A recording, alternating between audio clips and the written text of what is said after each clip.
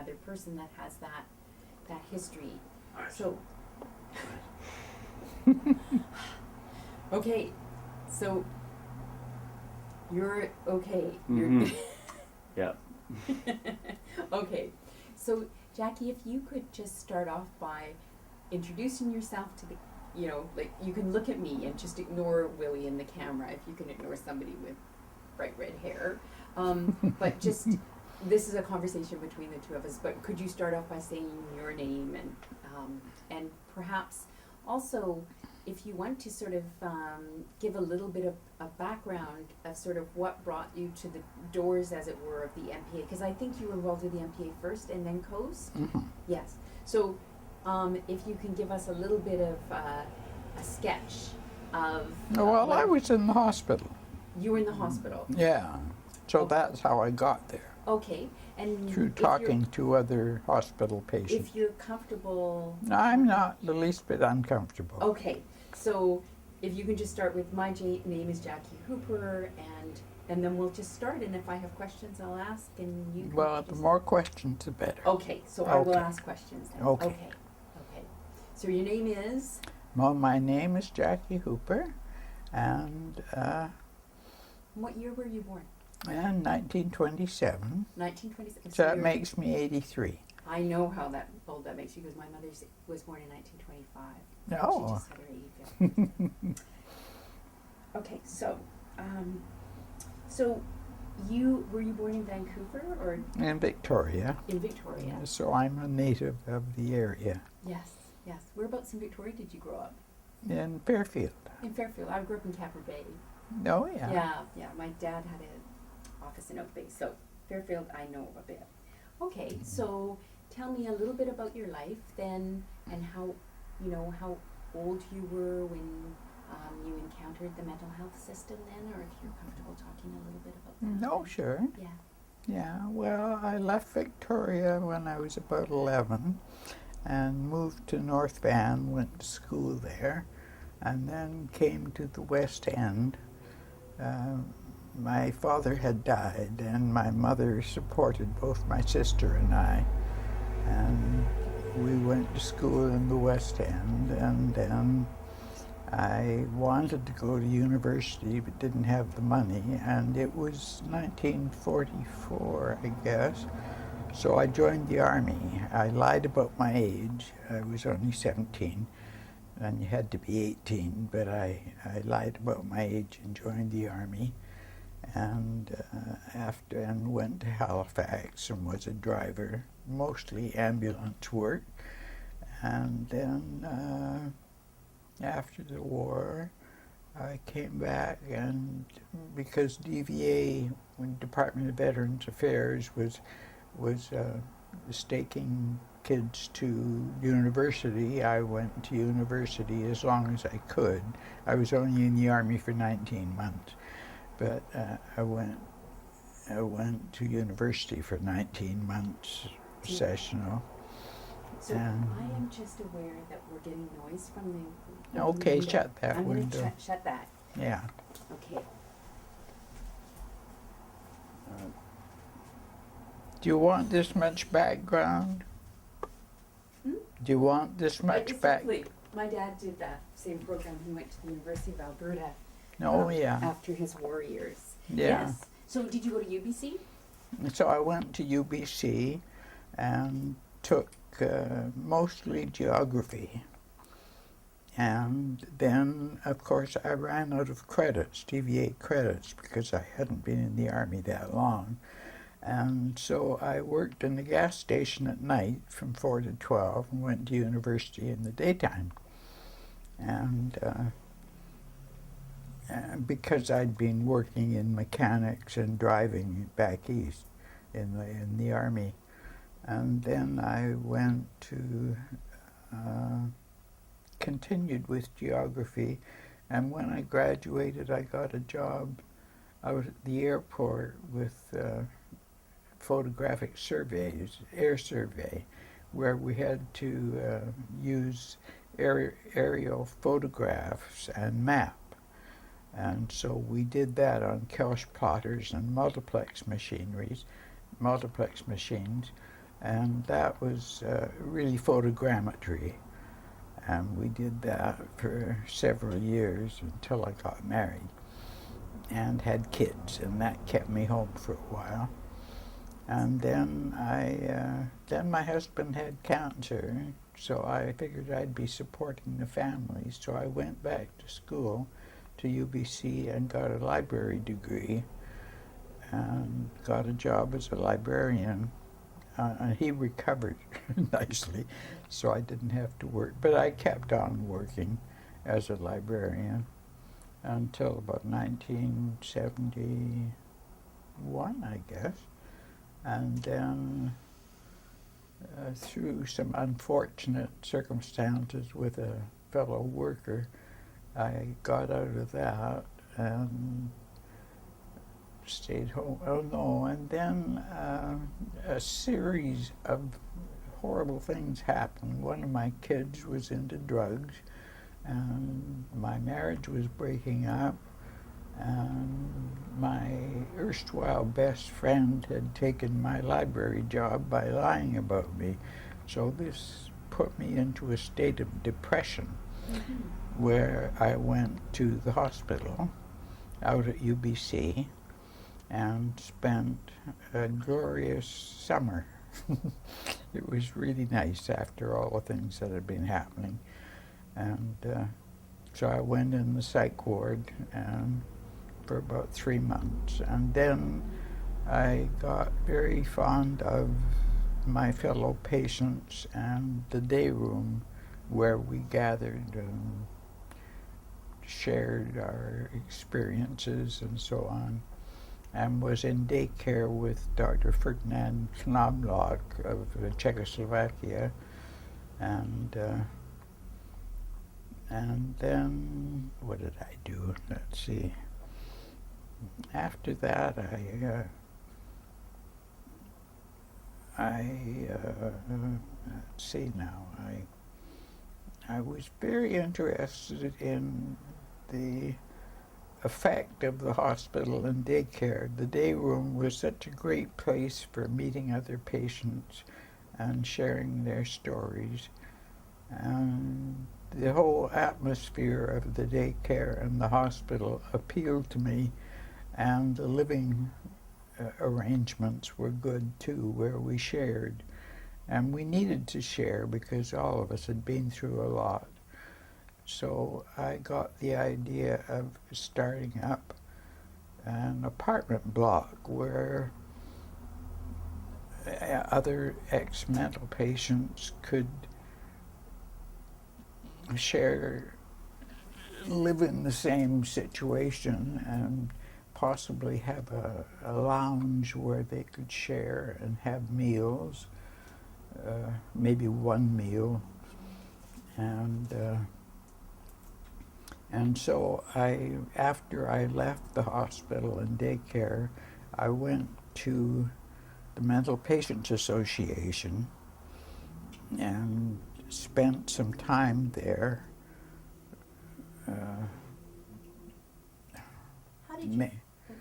How did you find out about the Mental Patients Association? Well, from the other patients in the hospital. We didn't know where to go afterwards, and everybody said MPA was a good place to go. And a lot of us were feeling pretty suicidal. And so I went to MPA particularly to make friends and talk to people, and to talk to Lanny Beckman, the guy who'd started MPA, and tell him about my idea for an apartment block for mental patients. And he said, well, the National Housing Act had just passed the act and would lend money at a very low interest rate, mortgage money. So this was interesting to me. And so I talked to Lanny about it, and he said, well, I'm trying to start a place out in the country. And he was very interested in doing that. So he wasn't interested in my apartment block idea. So I went to Helga Hicks, who was the head of the Lower Mainland something or other. I can't remember the whole name, but it was for ex-mental patients, young people. And I went to her, and no, she was just starting up venture at the crisis hospital. And so she wasn't interested. That wasn't the Vancouver Emotional Emergency Center, was it? No, Okay. it was Lower Mainland something, Okay. but I can't remember the rest of the name. Probably somebody would remember it. Helga Hicks, unfortunately, has died. And so I went to her, but as I say, she was setting up venture, so she wasn't interested.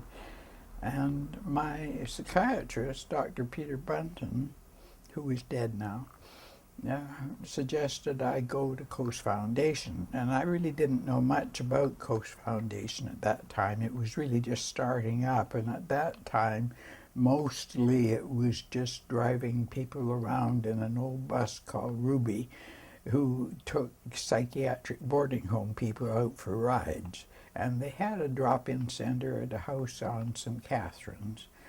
And they had a bunch of members from psychiatric boarding homes. And so I went to Coast and talked to Peter Tomlinson, who was the research director and a very important guy in my life from then on. He was interested in an apartment block idea, and we talked it over, and we said, and I wanted it to be in the West End because that was a transient neighborhood, and people who were ex-patients might need ambulances and police cars sometimes. So we wanted a transient neighborhood where an ambulance and a police car wouldn't be out of place. And close to St. Paul's? I don't know if that was a... No, we didn't think of being close to St. Paul's because we thought these people would be out of hospital and doing pretty well. So, so Peter and I got together, and I was being salaried by a LIP grant, which was the Local Initiatives Program, LIP, which everybody called LIP, and you got $200 a month from the federal government. And so that's what I was living on. And I think Peter was too. He was the research director of Coast at that time. And so he was very enthused about an apartment block idea. So we were able to borrow the money from the federal government, and we bought an apartment block at Butte and Pendrell. Okay. The old one, they have the new one now. It was at, I guess 1130 Pendrell, I'm not quite sure, maybe, yeah, 1130 Pendrell. And so we gave all the tenants 6 months' notice, and they weren't very happy. Oh, and in the meantime, the Coast Board of Directors wasn't happy at all about this idea of the apartment block. They didn't want it at all, although Peter and I did. Although I wasn't actually working for Coast, I was on a LIP grant. So, and the membership wanted the apartment block. So we got together and impeached the board and kicked the board off out of out of circulation, and we joined the board. I don't know whether staff should be on the board, but we were. Peter was on it. What year was that? That would be 1974, I guess. Jackie, I hate to interrupt this, but I'm just got this nervous feeling about whether I turned this on, but I must have turned it on, right? Yeah. Or else it wouldn't be working. No, it's on off. Oh. Oh. Well, the sound's working. The sound's working, so we just assume that it's working. Yeah, well, If you're hearing it, Yeah. it must be taping. I don't know, technology. We'll just keep Although- going. okay. Although what? I mean, you just turned it on. Can you still, Jackie? Can you say something? Well, just continue. Yeah. Yeah. What would you like me to Yeah, say? I think. Anyway. Is well, it still let's- working the same? yeah. It's Let's- just this thing. God. Anyway, it's fine. Oh. Well, I could hear it perfectly well, so If you're hearing it, it must be working. That's Oh my good. God. also My this nerves. microphone. So that is an amazing story about impeaching the board. Just the two of you? Yeah. And we're interviewing Peter, by the way. Oh, good. Yes. I'm so Yes. glad he's Not- getting some recognition. Yes, Marina Moreau, who's an SFU faculty Yeah. and a powerhouse, an amazing woman. She's interviewing him on, I think on Thursday. Oh, good. So that's great, huh? Yeah, he lives in Coquitlam, doesn't he? I don't know. I don't think know. so. Maybe she's I tried to interviewing get him in at touch with him Coast. once. I always wanted one of the buildings to be named after him because he was such a big person in this whole issue. Well, it And sounds he like you never were got pretty any important. recognition. Well, you have given him recognition in this oral history, Jack. Oh, So, good. Yeah, you Good. have. So, I hate to. I'm gonna I actually want to just backtrack a little bit because Sure. I'm gonna be talking to Lanny on Friday. Good. I don't know whether he'll let me film him, and he just wants me, not Willie. But I was persistent, and he was actually very gracious, I think. So I want you encountered Lanny Beckman. What was he like? Give me Oh, your Lanny your was memories great. of Lanny. Oh, yeah. Well, when I first went to Coast to talk about the apartment block, Lanny said no, they were starting this farm out in the Fraser Valley. That's what he wanted to do. And I think it was Lanny who told me to go to Coast. And he told me about the National Housing Act passing this low mortgage deal, See, low interest. Lanny knew. I think you got Canada Mortgage and Housing Corporation, Oh, yeah. Yeah, CMHC was our savior. and it was amazing, and those lip grants. Yeah, the LIP grant saved us all because we had nothing to live on. We weren't working. We were just subsisting on the LIP grant.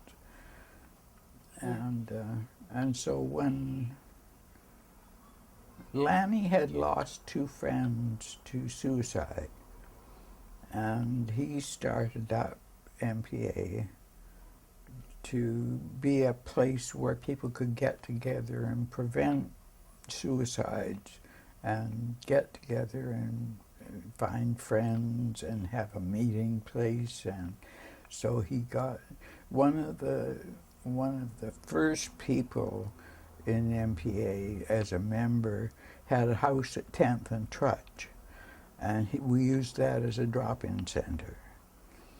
And then later we had another house, and I can't remember quite what street it was on, but it was near Maple and 6th, something like that. I can't remember. Yeah, Kits. Then Is it- Kit. No, Maple's and 6 is more near Oak area, more near. Maple is a street. Yeah, no, that. is it a that- Kits? Anyways, it doesn't It's matter. still in Kit. So you were you sort of simultaneously a member of MPA and on the board and putting this housing thing through at Coastal, or did you have a kind of coast? I moved from one to the other. Lanny paid me. He got the LIP grant for me, Okay. but I was working at Coast, Right. so I was sort of volunteering at Coast, you might say, on MPA's money. See. So Because so they tell me- work together. Yeah. So okay. So tell me a little bit about how funding worked in those days, and a little bit about those two organizations working together, because that wasn't something that I had a sense of. Now, well, CMHC was very good and would lend money at a low interest rate. And the LIP grant saved us all because we had no money and no jobs, and we were mostly ex-mental patients. And so the LIP grant gave us $200 a month, which we could live on. So did Lanny apply for the LIP grant? Or did you apply for the LIP grant? I think I applied for it. Yeah. I mean, Yeah. you had the education and you would have been comfortable filling out the forms and. Yeah. Oh, It yeah. Was it a? Do you remember if it was an easy process applying for I that? think it was quite an easy process.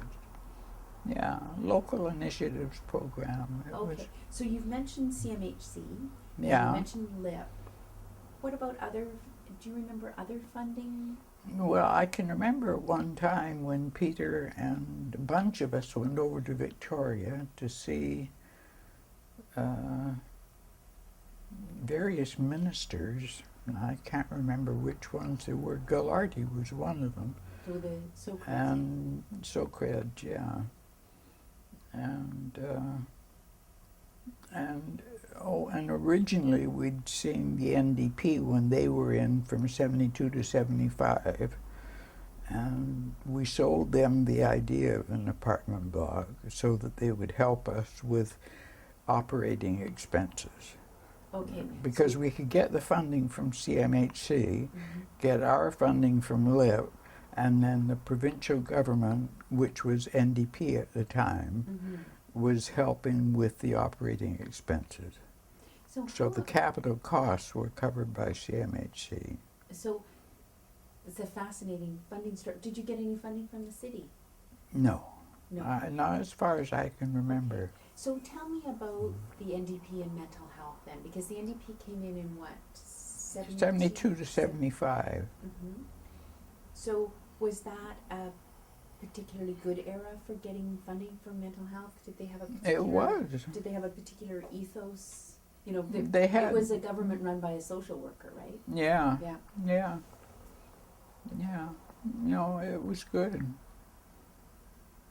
And we went over to Victoria, I remember, Peter and the rest of us, to see the ministers, and we had a good session with them and got the money.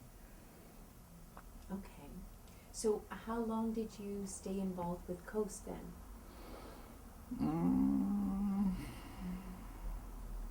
Until the apartment block was going strong.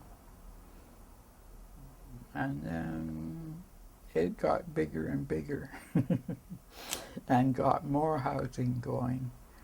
And, what was his name? Dear, my memory. I can't remember the name of the fellow who was so active then, and his wife. At Coast. At Coast. And they were very active. And Peter started up the second block at 1435 East 14th. Mm-hmm. And then there was a third block and a fourth block and various changes in chairmanship of the board. So, Jackie, the way you're describing Coast, you know, because both Coast and the MPA went into the housing market, right? Mm-hmm. But the MPAs were more into communal living because they had more houses. They did have some apartment blocks like Phoenix. Yeah, they had Phoenix. But I started that. Okay, so we have to talk about that. But I'm just curious, did Coast have any of those communal houses like? They had some boarding homes, which they got from Sanford. What's her name? Somebody Sanford. A politician. No, she was an activist. Because there's a Karen Sanford. Karen Sanford, yeah. Karen Sanford. Oh Yeah. my goodness. Do you know that her daughter's married to the current mayor of Victoria? Oh, She's an really? old undergrad. But Oh, really? So yes, I thought now I really am middle-aged if a friend of a friend is married to Yeah. the mayor of Victoria. So Karen Sanford was the MLA for Comox, wasn't she? Comox Courtney? Maybe it's not Well, the same she person. was very approachable here, Hmm. and She's the same person. Okay. yeah. So- Yeah. So the housing. Oops. That's okay. Just leave it on the floor. Okay. Yeah. Yeah. I'm just trying to remember what happened next. Well, I would like, if you don't mind, for you to tell us a little bit about what the MPA drop-in was like, what people were there, what activities they did. No, the MPA drop-in was crazy. It was schizophrenics and depressives and neuroses and anybody you can imagine, plus all the Indians from the Indian Center down the street, and people off the street. It was just mayhem. And we had general meetings. Everything was run by general meetings and had to be passed by them. It was all very democratic, Marxist, and at the meetings things would come up, and we elected Gordon McCann as a chairman, and he'd been a murderer who was no, he wasn't imprisoned. He was in Maybe in a cult. a psychiatric institution for prisoners. Maybe out in Victoria, huh? No, it was No? in Vancouver, Oh. or out in the Fraser Valley somewhere. Oh, yeah. And he was the top man, and then he got voted down, and I got voted in as the office manager. And then everything was run by these general meetings, and if they were passed, fine. And we had a very good secretary called Jane Mullins, and she is still around and still very fond of MPA in the old times. I talk to her all the time. She's about 90 now. Jane Mullins. Jane Mullins, Mullens. Okay. And she remembers a lot of the old times. Her phone number is 856-9449. 856-9449. 604. Yeah. And she was And she was the secretary. secretary. And she remembers and the treasurer was Gerald Walker, who afterwards died, but he was an ex-patient. Mm. Was Jane an ex? And Jane wasn't an ex-patient. She was a model. And she's in her 90s. Yeah. Well, 89, I think. 89 years. Oh, good for her.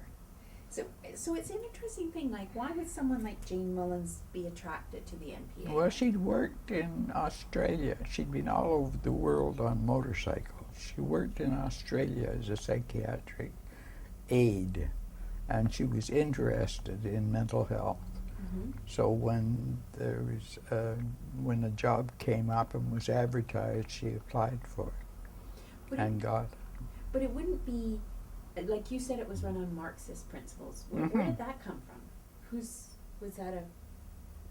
Was that a Lanny Beckman piece or a Stan Yeah. Persky piece? Or? Maybe Stan Persky. Yeah. Yeah, Stan used to sit outside the drop-in center and read the paper every day. He's in Berlin right now. So Is he? interview him. Yeah. So There were a lot of Americans that evaded the Vietnam War draft and came to Canada. Stan was one of those. So that was actually something that I noticed about the MPA was I didn't notice a lot of Americans.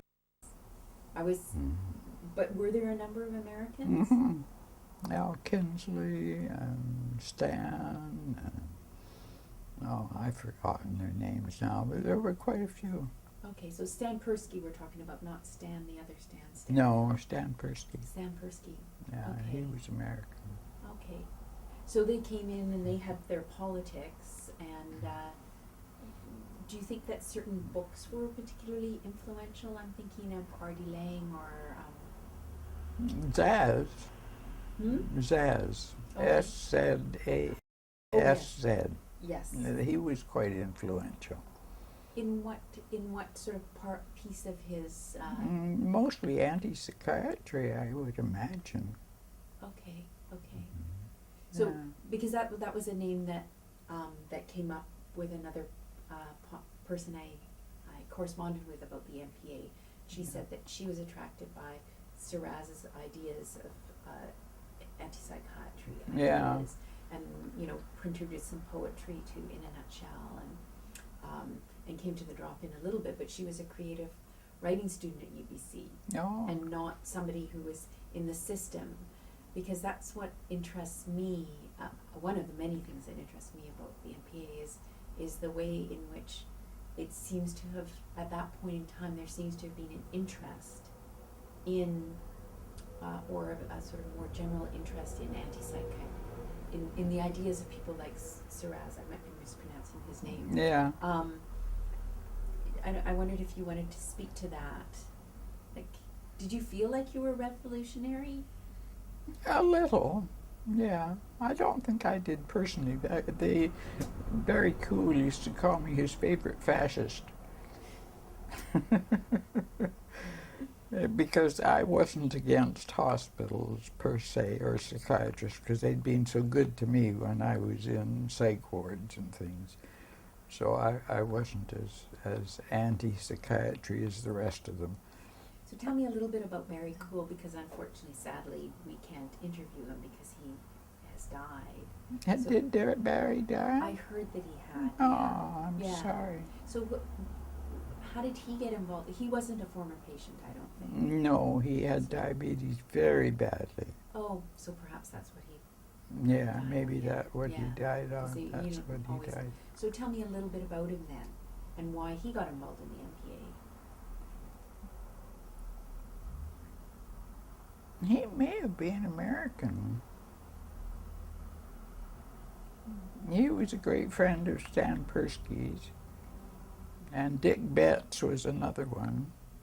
Have you come across his name at all? I have, and I've got a contact phone number for him. Oh, good. He's in Dick Betts Calgary. would remember a lot. And I believe, I might be wrong, but I did a certain amount of Google searching for people, Mm-hmm. and I believe that Dick Betts was student president at UBC perhaps in 1969, or perhaps when Amchitka, like the beginnings of Oh, Greenpeace, yeah. which may have been 71. Mm-hmm. It's whenever I was in grade 7. And I think that the MPA's very first piece of funding came from the UBC Graduates Association or something. And I wondered if Dick Betts was, I'm just speculating, but if it was indeed Dick Betts that was head of the Students Association at UBC, he may have been the source of that first piece of funding. He Or was a maybe- research director for a while. Dick was. Mm-hmm. So what did a research director do at MPA? I don't know. Was that a lip? Answer questions. Would that be a lip? Yeah, that was a lip thing. That would be a lip thing. Yeah. Yeah. Just like Peter Tomlinson was at Coast. He was the research director at Coast. Right, right. It's Yeah. amazing. And Yeah. Did you, yeah. Mostly public relations, I think, more than anything.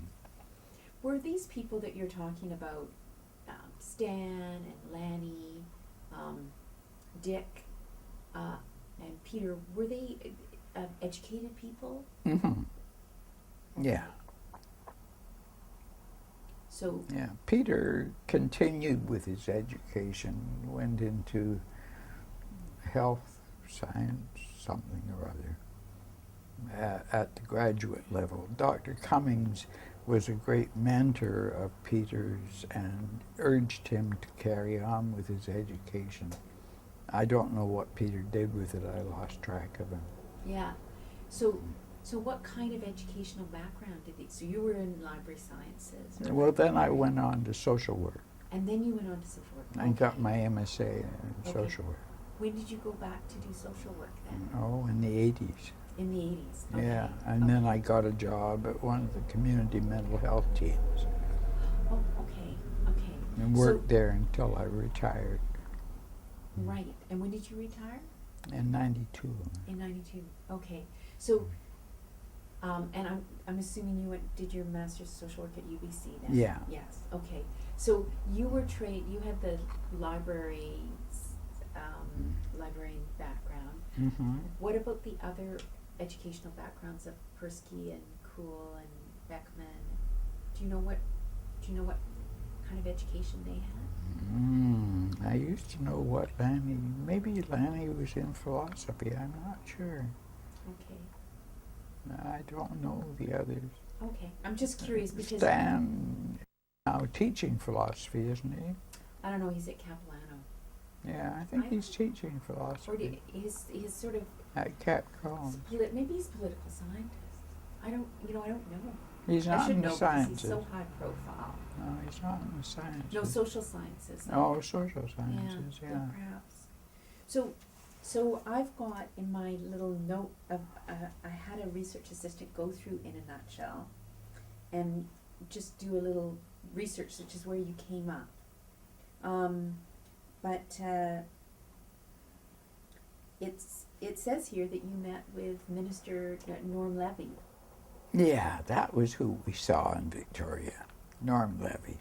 In August 1993, about discharge of patients. That's what must have been about funding for discharging patients. We're going to interview Norm Levy. Oh, good. Yes. Good. Yeah. Yeah, I don't remember that in 1993.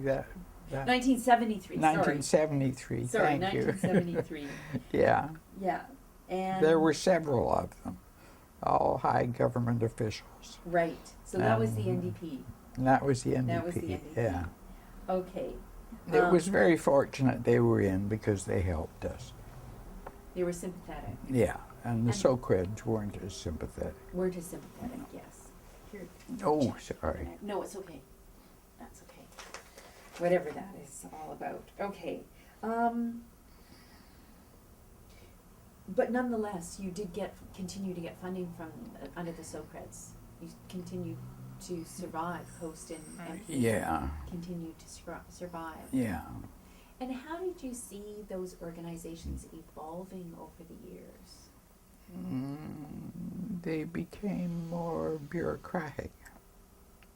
Why? Why do you think so?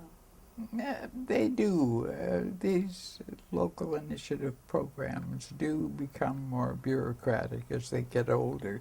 They start out rabble-rousing, and they end up being very proper. Does that have to do with That's the progression of the leaders. what do you mean by progression of the leaders? Well, as the office manager and so on change from time to time, it becomes more bureaucratic. Okay. And did it mean a change? So you mean it's partly a change of leadership then? Yeah. And how did the leadership change in those organizations then?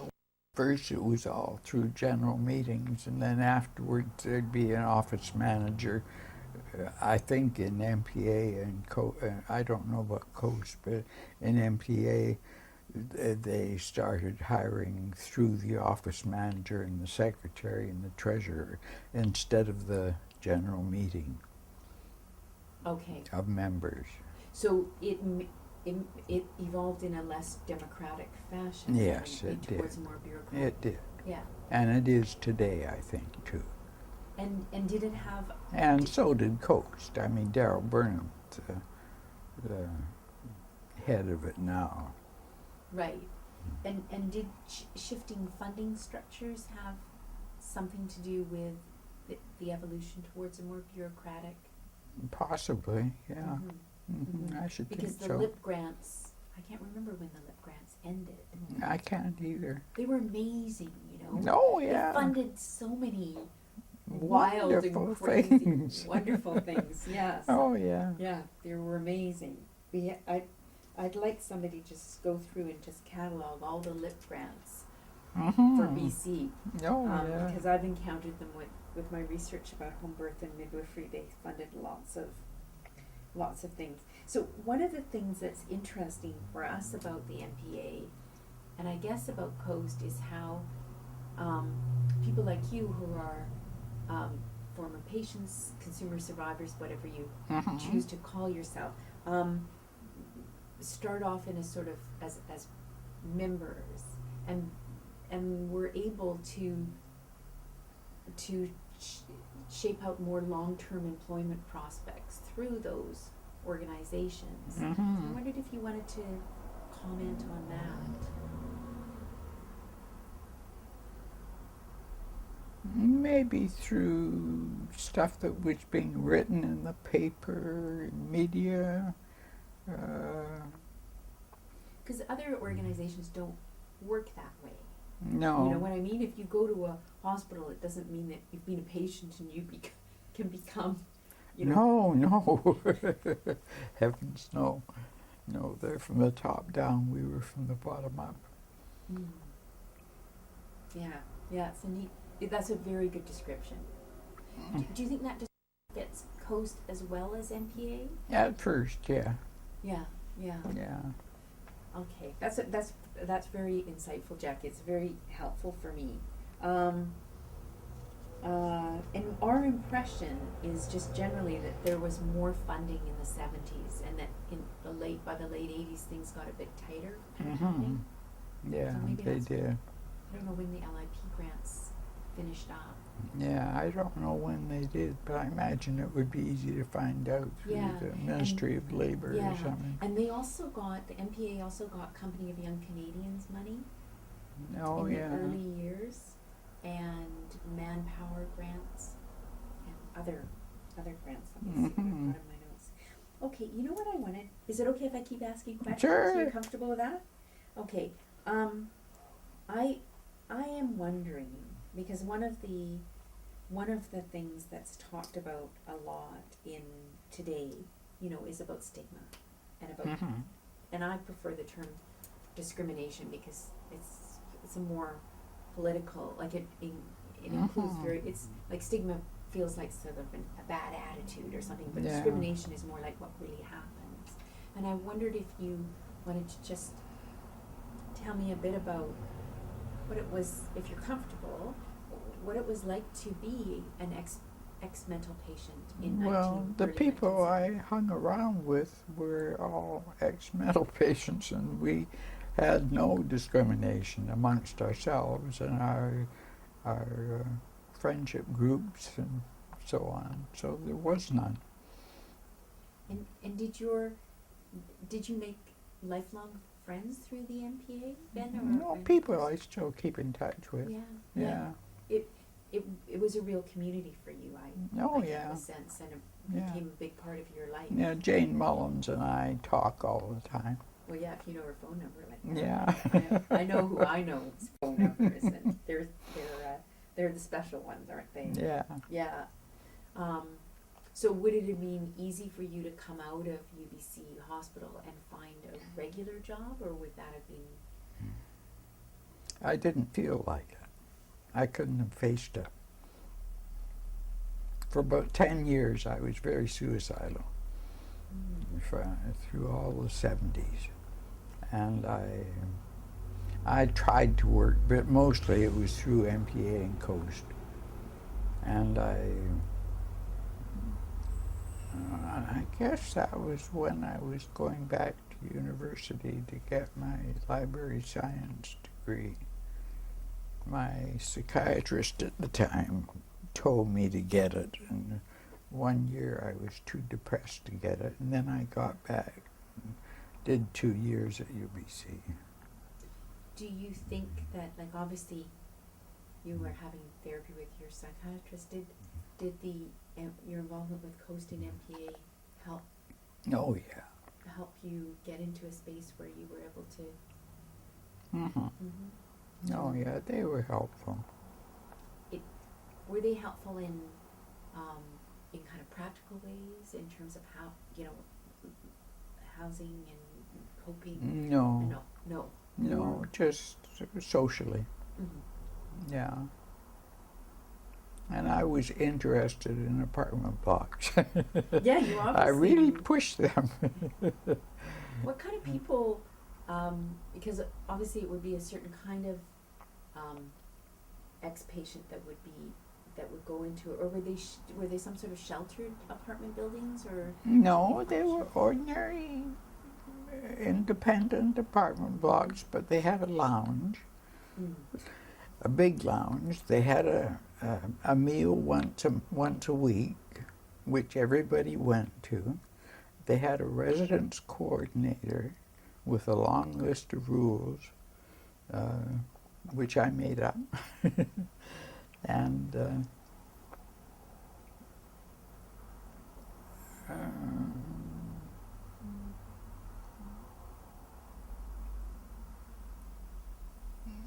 no,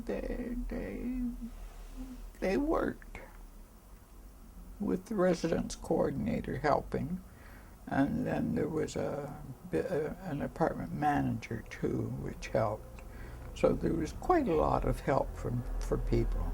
A lot of them came out of psychiatric boarding homes into the apartment blocks. It was sort of like a train going by, you know, with the first car was the crisis hostel, and then the halfway house, and then the apartment blocks.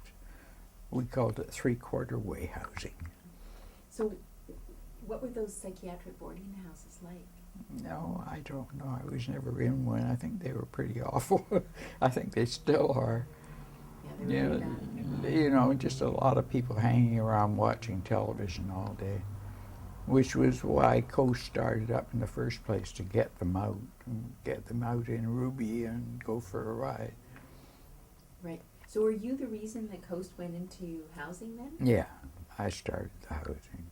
It's pretty awesome. That must feel like a real achievement. Oh, I don't well, know. they named one of the apartment blocks after me. Oh, that's wonderful. Which one? The one at Butte and Penrose, the Hooper apartment. Well, that's. I will have to check it out. We'll have to check it out next time I'm down in that part of town. So the model that you were working with was of an apartment building, but also a community then. Yeah, it was. And it had to have a lounge. The apartment block we got in the West End had a big garage and lockers and everything else, and we turned it into a lounge where everybody could meet and have meals and be helped. And who made the meals? The residence coordinator, with a lot of help from the members. And were the staff people, like the paid staff, the manager, were they people who had been mental health patients? No. Right. No, they were just people we knew, I guess. People who may have hung around the drop-in center at one time. And Some of them weren't mental patients. And the so they might be coming from the MPA side of things into staffing these Coast houses then, apartments then. Yeah. Okay, so I see what you mean about that overlap between. Did Coast have a drop-in then? Mm-hmm. Okay. Coast had a drop in St. Catharines, and then they have the one now on 8th to 11th. Okay. So was it the same kind of drop-in as MPA? Pretty well. Was there a difference? MPA's was more low life, Right. and Coast was a little more highborn. So tell me again where Coast's drop-in was? It's on St. Catharines near Kingsway. I don't really know that part of town. So it was just a different clientele then. Yeah. Yeah, It was mostly psychiatric boarding home people who were the membership. Oh, okay. So former Riverview patients that went into those psychiatric boarding homes, or Yeah. it might have been. Yeah. So was the drift from Riverview to psychiatric boarding homes? And if you went to the Yeah. UBC hospital, you. Well, mostly it was out in the street, and still is. Right. Yes. I mean, it's terrible now. It was a lot better then. I know. I'm wondering if the high point was like 79, 80. Yeah. Have I got that right? Mm-hmm. And then from then on, From then on, it was just downhill. why was that? I don't know. The government, I guess. Money. I mean, it's there. I've written no end of articles in the paper and everywhere else about opening Riverview, getting people, the homeless people off the street or all the mentally ill, and getting them back into Riverview and not under the Mental Health Act, but independently at their own, on their own terms, and feeding them and looking after their health care. This would take the homeless off the streets of Vancouver. Well, the building is there. It's interesting. Oh yeah, the building's there, the cafeteria is there, it's boarded up. East Lawn is there, North Lawn is still operating, Center Lawn is still operating, West Lawn's boarded up. But there's no need for the homeless on the streets when we have Riverview. I had a thread that I was. There's 10 minutes left on the tape. Oh, okay. Okay. So if it's a 10-minute thread, then you should get in. We can start a new tape. Yeah. I'm totally That's probably good. fine about that. So when you went back to university to do your master's in social work, did you do, master's in social work? Yeah. Then, is that the study that you have over? What did you study? What was your thesis on? It was mostly on three-quarter way housing. Yeah. Yeah. Yeah. Oh, I know what my thread was. I wanted to ask you. I was intrigued to hear you say that there were a lot of First Nations people at the MPA drop-in. Oh, there were. So, were they mental health patients? No. Right. No, they went to the Indian Center, and of course they have always been discriminated against, but they weren't discriminated. They felt they weren't discriminated against in the drop-in center because mental patients were a tier below them. Right. Yeah. Right. So who went there? Would that have been Lanny or Barry or Stan went over to the Indian Center? No, the Indians came from the Indian Center to MPA. Oh. Can you give me a year for that?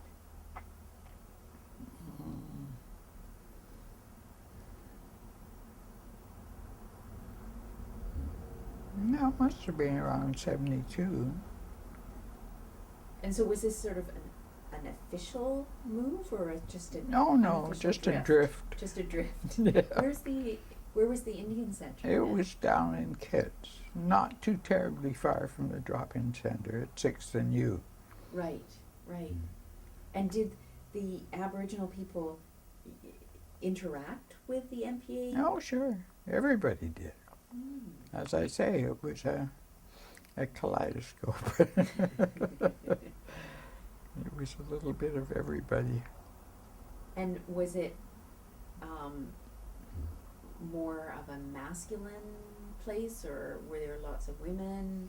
There were quite a few women. Like, were there mostly some children, not very many.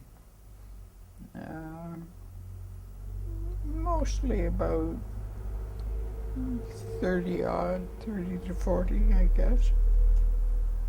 So tell me, I mean, we've been framing things in a very positive light, and I'm wondering what was hard and difficult at MPA and Coast. What was problematic? Because I've certainly heard.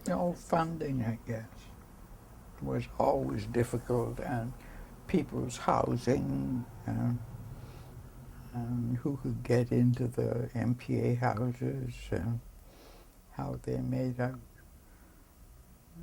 Somebody you might be interested in talking to is Shirley McCaskill.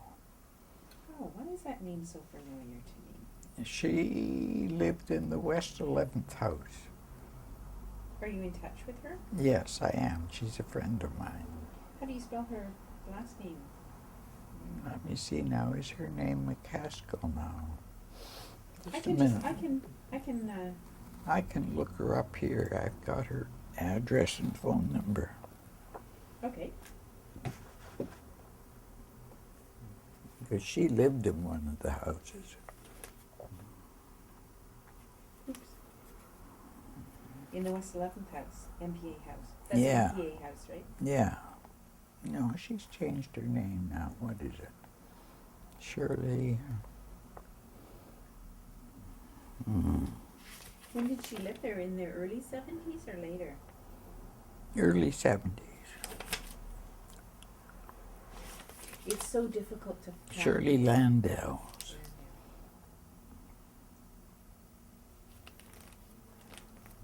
Shirley Landell. She lives at 316 700 4th Avenue in New Westminster. And her phone number is 604 525 5649. And she's Shirley Landell's now, but she was Shirley McCaskill when she lived at MPA. Oh, great. So was she just a resident, or was she involved? She was a resident, and she was also involved, and I keep in touch with her. She was an accountant, I believe. Okay. Okay.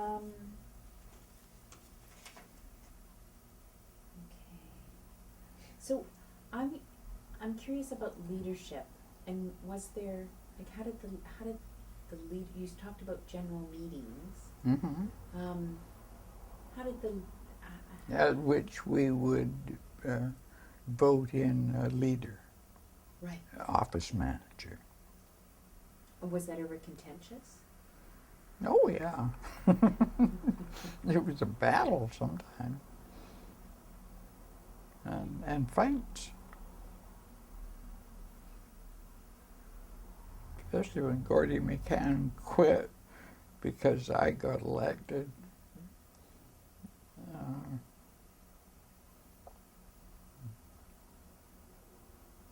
And Fran Phillips was another one. She died, Yeah. but she was another one she was an MSN, and she was fired from her job as a nurse and came to MPA and was the nurse.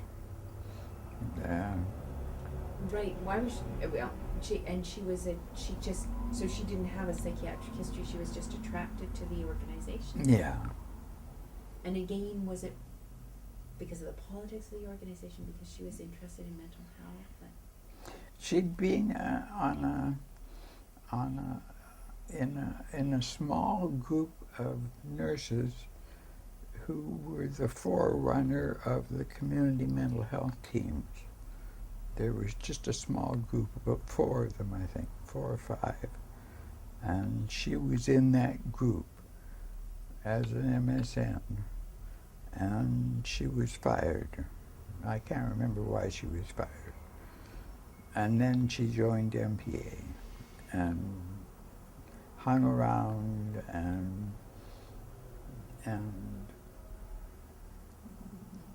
influenced Barry Cool quite a bit. In what way did she influence Very Cool?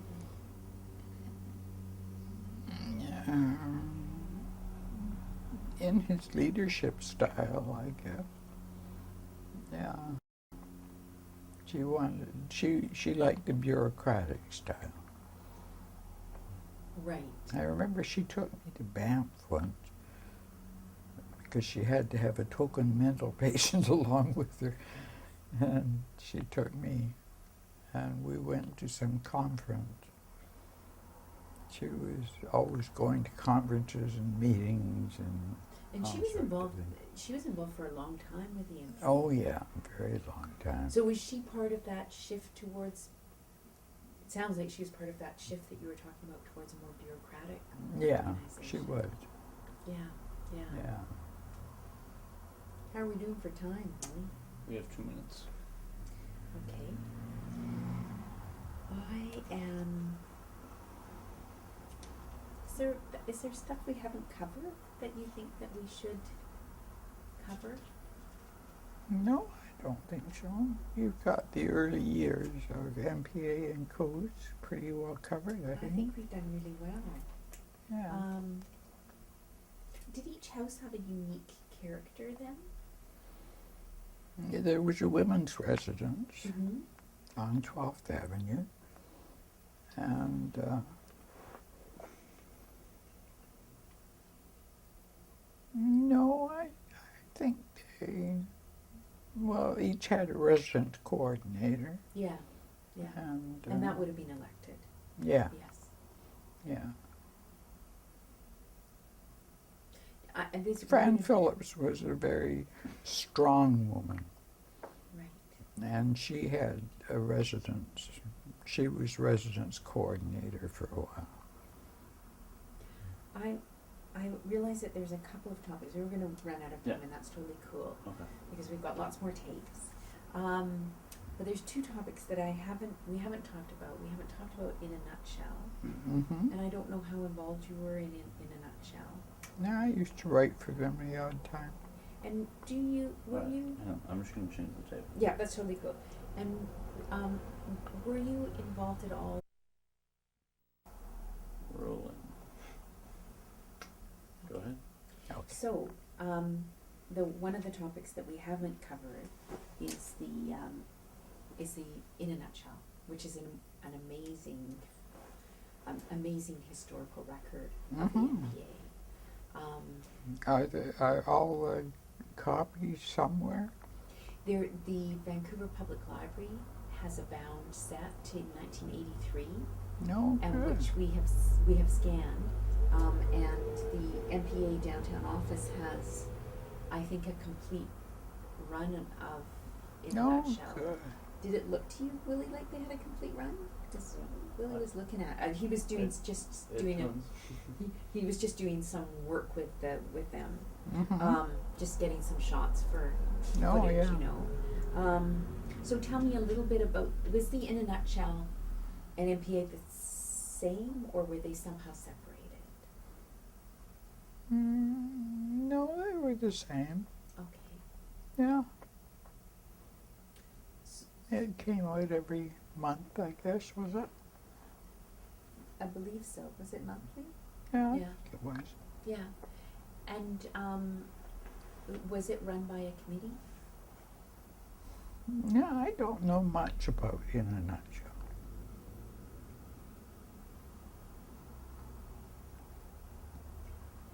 It must have been a committee, or else maybe it was just volunteers.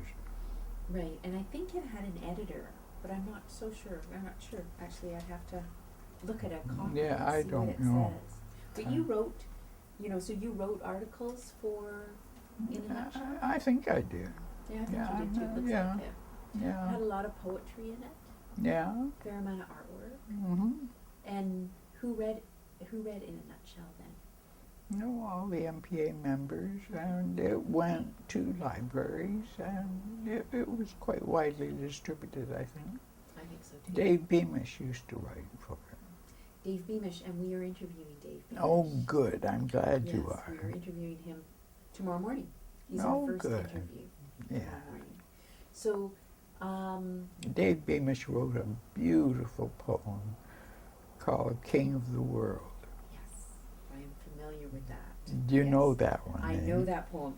What's kind of cool, what strikes me as cool about that poem is that it's a celebration of madness in a way. No, yeah, it is. And it strikes me as quite unique Mm-hmm. in that. Oh, yeah. And because I think the current ethos about mental health and dealing with mental illness Mm-hmm. is the recovery paradigm, right? Where you're Mm-hmm. supposed to not be like Dave Beamish expresses in that poem. Yeah. So I think Well, it's, he was really manic when he wrote that. Yeah, that was good. are there any other members who stick out in your mind particularly? Val Shackleton was a schizophrenic who is, I believe she's in Coquitlam or New Westminster or somewhere. It's quite an uncommon name, Shackleton.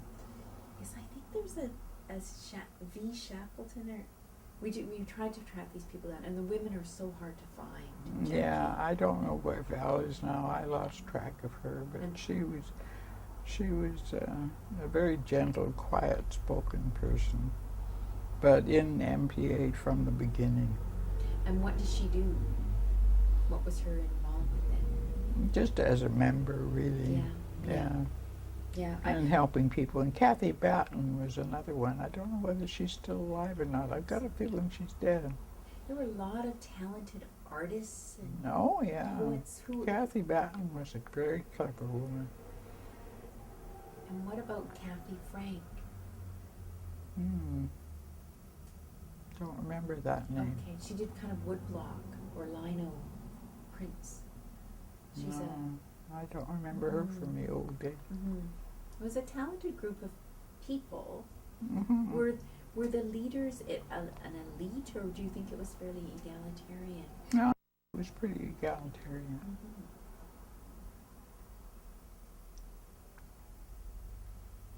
Were you involved in the MPA when it was when it did court work? Because it did a lot of advocacy. No, Marilyn Sarkey did that. Yeah. Are you talking to her?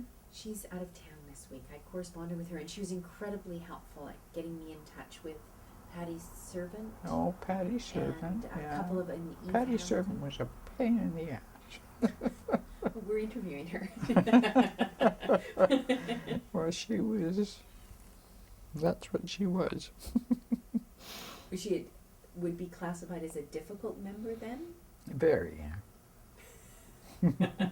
Okay, well, we'll just keep an open mind. Yeah. Because it must have been, I mean, it strikes me as a organization where things could get quite messy. Oh, Right. yes, it was. Yeah. Some of the general meetings you wouldn't believe. But nonetheless, things. But Patty took advantage of it. She took advantage of everything she could get. And she finally moved into the upstairs of the drop-in center.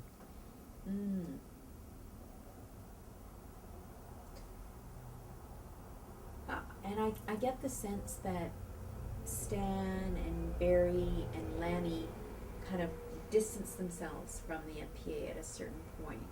Mm-hmm. Stan drifted on to higher things. Yeah. And Lanny I lost track of. I think he was at Press Gang with Stan. Weren't they both at Press Gang Publishers? New Star Books. New Star Books. And you know what? Maybe I'm coalescing the two. Was Lanny?